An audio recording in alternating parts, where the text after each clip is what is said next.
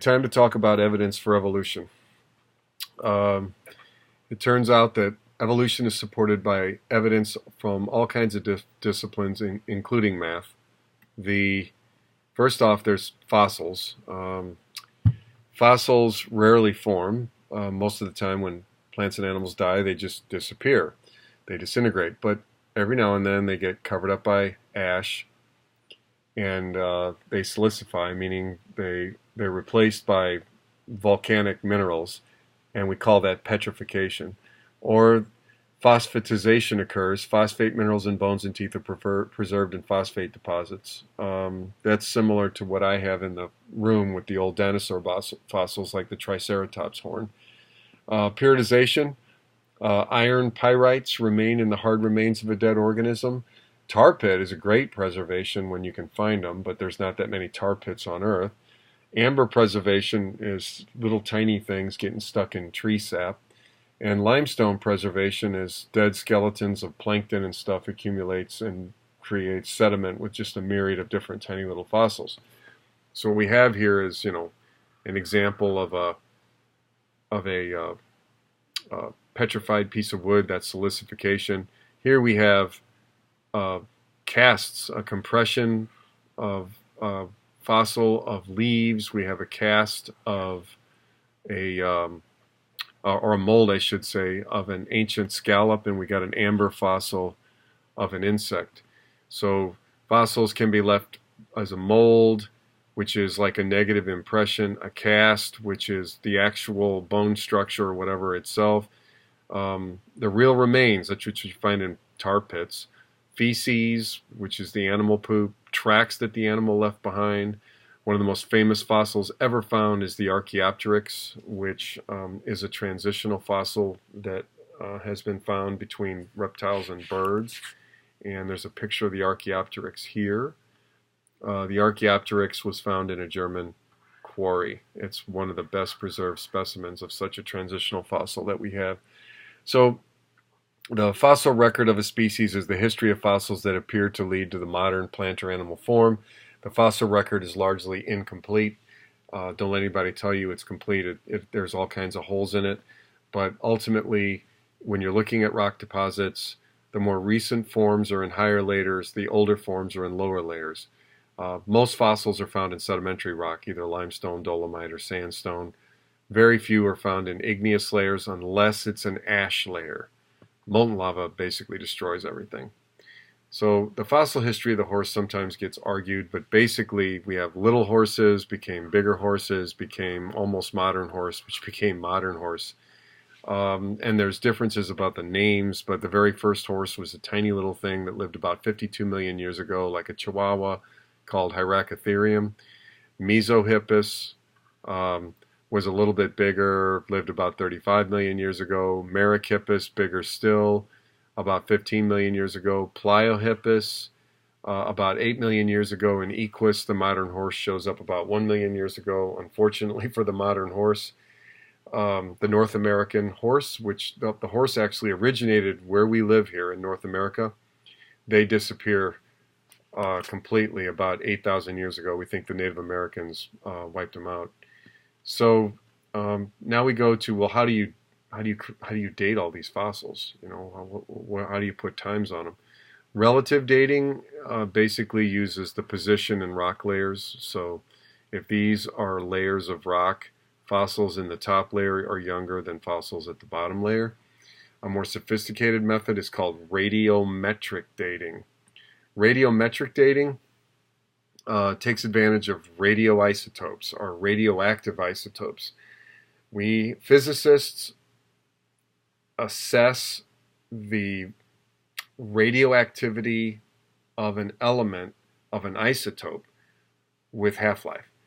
Half-life is the time it takes for half of a radioactive sample to decay. So if a half-life is a small number, a sample is it's highly radioactive and very dangerous to handle.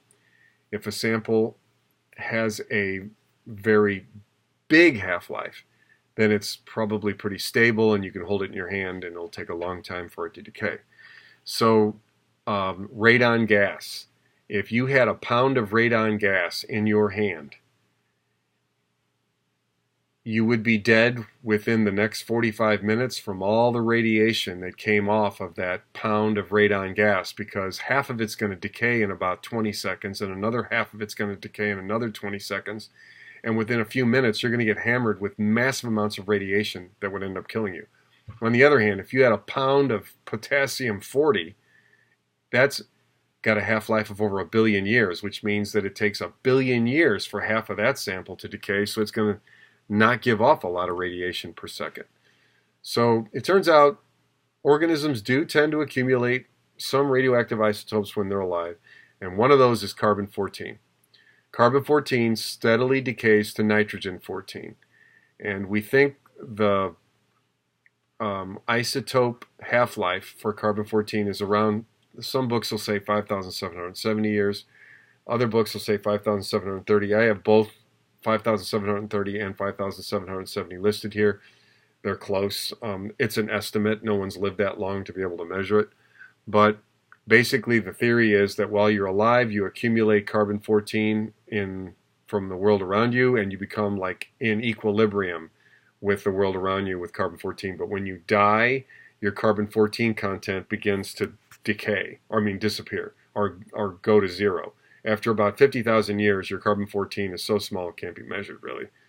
So basically, there's an equation to estimate your age, and it's based on half-life. The age of a fossil is defined as the half-life of the isotope that you're using times the log base 2 of the inverse of the amount remaining. So, for example, if you analyzed a human skull and you find out that it only has 0.23 of the amount of carbon-14 in it that it should have, that means it's only got 23% of the carbon-14 still remaining in it. You use this equation, 5,770 or 5,730, whatever your assessment is, times the log base 2 of 1 over 0.23 gives you an answer of 12,238 years. So the fossil's around 12,000 years old. That's a pretty simple way to date recent fossils. Old fossils can be dated sometimes with potassium-40 or uranium-238. Both of them have half-lives that are over 1 billion years. And if in the case of potassium, if potassium decays to argon, argon's a gas. If you take the fossil and measure the amount of argon versus potassium-40, you can figure out how long it took the potassium-40 to decay into the argon. The only problem with that is not every fossil has K40, and if there's any kind of volcanic activity around and the rock is disturbed too much, all the argon is lost. You can use U-238 sometimes. U-238 has a long half-life, 4.5 times 10 to the 9th years. But not every organism has uranium in it. Sometimes you can use iron particles in the fossil to date it. Iron, it turns out, will orient itself in a magnetic field, and it turns out the Earth's magnetic field has reversed back and forth over time, so you can actually use that to help date your fossil if you know the position of the iron atoms in the fossil. The Shroud of Turin is a famous artifact that was dated. It came out to about, it was used around sometime between 1260 and 1390. It is obviously not the burial cloth of Christ, but it was obviously used for somebody as a burial cloth. So if you can't use radiometric dating, you generally use rock layers to determine the age of a fossil. Another interesting thing to look at in the relationship between species is DNA hybridization. If you cut up DNA from two different species, mix it together, heat it up, and then let it cool, you can allow the DNA from the two species to hybridize with each other. The amount of heat required to make that DNA come back apart will indicate how related the two species are. The more closely related they are, the more heat that's going to be required to separate the DNA. In this case, we're looking at chimpanzee-human chromosomes that were mixed, and the fluorescent chromosomes are the ones that they were studying to show the relationship between chimpanzee and human chromosomes. I believe it says human chromosomes 2 yellow hybridized with orangutan. I'm guessing the humans are here and the orangs are over here, but I'm not sure which is which. But the yellow chromosomes are the ones that are fluorescing between the two species, indicating they're basically the same. And then over here we see human DNA has a lot of repeat sections in it. When you study those repeat sections, you can actually look at those same repeat sections in other related species, say like in chimpanzees, to see how similar their chromosomes are to our chromosomes. One of the more interesting studies that was done in the last 50 years was done by two scientists, Vincent Sarich and Alan Wilson. They published in 1967 a paper that said that humans diverged from chimpanzees. So here we are, genus Homo, and then genus Pan for chimpanzee. They said we diverged from each other about maybe 5 to 7 million years ago, and everybody thought they were the laughing stock and they were ridiculous. It turns out they got completely vindicated because the fossil record actually now supports that. The Leakeys the Leakey that's the last name of a family of paleontologists that have been running around Africa looking for fossils, and they found fossils to verify what Sarich and Wilson had found. What Sarich and Wilson had done was they injected human blood into rabbits to cause the rabbits to produce antibodies against human blood. They then just took those antibodies and they mixed them with different primate blood samples: gibbons, orangutans, gorillas, chimpanzees, and humans. When you mix human blood with those antibodies, you get super strong binding, and that indicates that humans are all related to each other. When you mix chimp blood with the human antibodies, they had really strong binding, and that indicated more than likely we were pretty closely related. Originally, scientists thought that we were separated by at least 20 million years. We now know that that's wrong. So Sarich and Wilson were eventually vindicated in their study. They showed that in their study, humans and chimpanzees diverged sometime between 5 and 7 million years ago, maybe as little as 4 million years ago. And that's the reason why we're so similar today, which is what the blood sample reveals. Now, that brings us to other evidence for evolution. Comparative anatomy shows that different structures in different animals often have internal anatomies that are similar, indicating common ancestry. So, homologous structures are structures that are similar because they had the same origin. Analogous structures are structures that function similarly, but they don't have a common origin. So I'll give you an example. Homologous structures are things like the bat wing with the hand in it and a human hand, or a monkey hand. Those are homologous. The bones are very similar. When you compare a bird wing and an insect wing, those are not homologous. The internal anatomies are not similar. So mammals show all kinds of homologies. On the other hand, sometimes you run into analogies. The furry little marsupial known as a wombat looks an awful lot like a groundhog, but as it turns out, those two animals share a lot of analogies. They look very similar, but they're analogous. They evolved from very different ancestors, but they've evolved to look the same because of their similar environments. So comparative anatomy has revealed that we all share features with other life forms that we probably got through an evolutionary process. The next one is vestigial organs. Vestigial organs are organs in different organisms that are no longer working. So say the human appendix or the hind legs of a whale. Neither of these structures really work anymore, but they're found in the organisms. And this one is found in a human, which is supposed to be made in God's image, but the appendix costs people their lives when it gets infected. In a rabbit, the appendix is actually a coil, like this. And so when a rabbit is digesting its food and the food gets into this area here, it goes up the coil and sits in here. And then the cellulose gets digested, and then the coil pushes the food out, and the rabbit poops out pellets.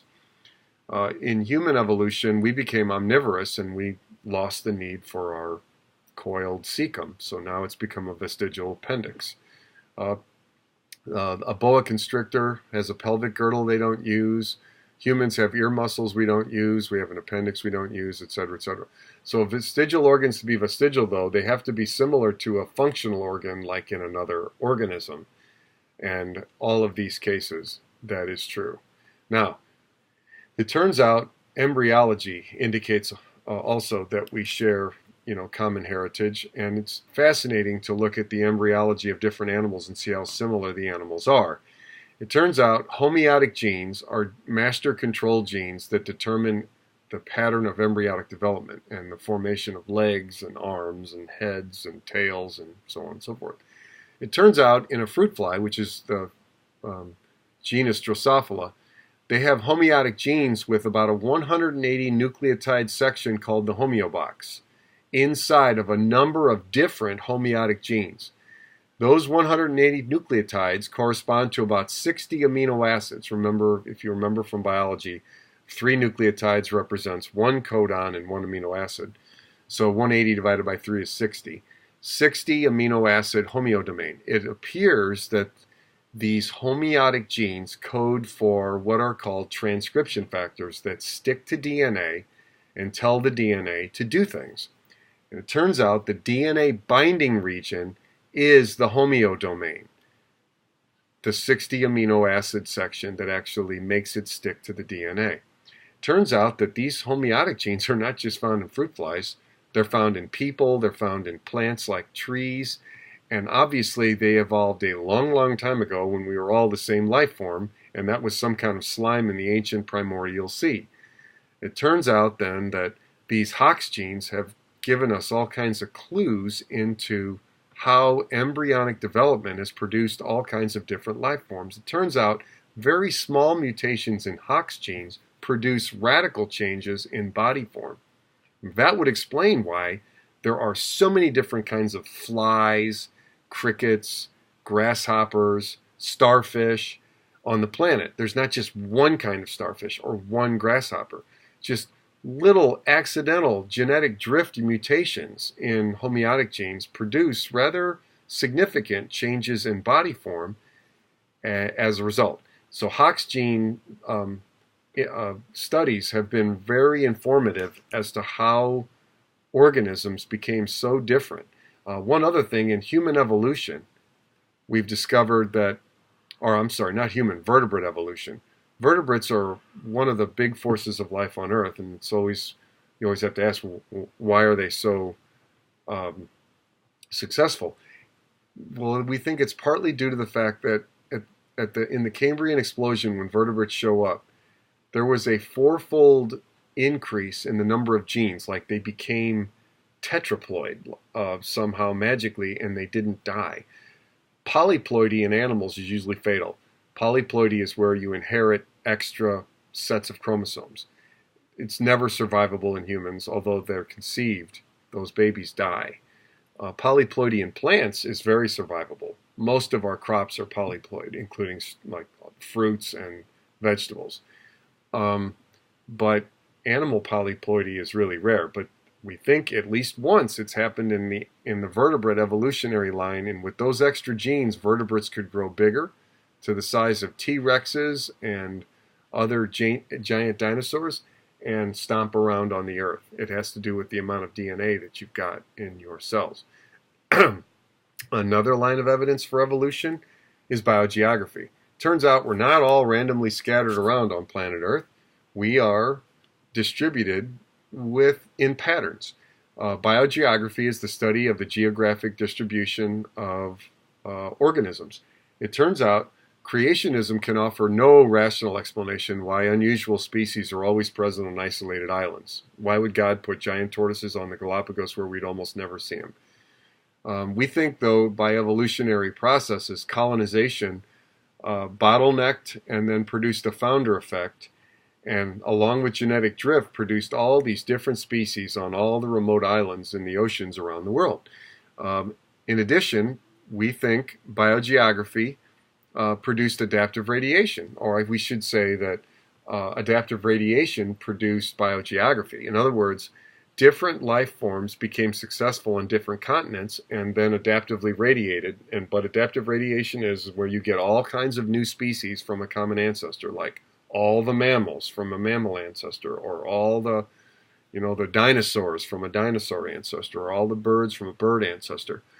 When you look at Earth, you see like the Americas are different than Africa, Asia, different than Australia. Some scientists would argue that North and South America are very distinct and Africa is different than Eurasia, but nevertheless, we are in different regions in the world. The best representation of endemic species is always on islands, where you get unusual evolution and genetic drift because of the isolation of the islands. Before I leave this topic, I want to point out this is a map here showing what has happened over the last millions of years. This is what we have now, but there was a giant, look how the continents come together into a giant mass, and then the continents separate into where they are today.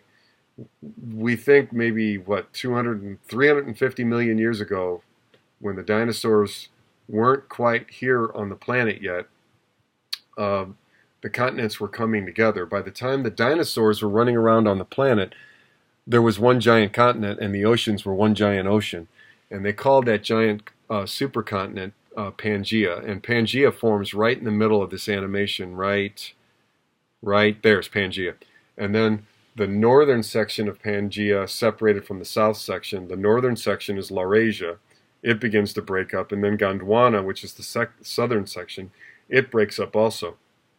It turns out that by the time T-Rex was running around, T-Rex is only found in America, and that's because America had already separated from Europe, and the T-Rex could not reach those other continents. So by the time the dinosaurs were late in their evolution, the continents were already separating, and you see specific fossils found in specific regions on Earth because of that isolation. So now we move down to, it turns out ocean islands are an interesting example of evolution. Islands represent not a random assemblage of animal and plant forms, but instead they're savvy travelers. Turned out the Galapagos had no mammals on them at all originally. They only had reptiles, birds, and some hardy plants that had reached the islands by accident from the mainland. Migratory birds, drifting reptiles on rafts of vegetation reached the islands and founded species there.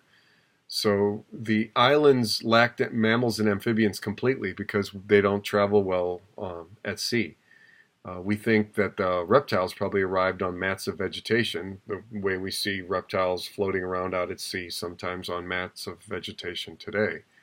The Galapagos have 2 species of iguana today, many species of tortoises, many species of finches that are endemic to the islands themselves only. So now the last topics here to talk about for evidence are continental drift and evolution. I was already hinting at this.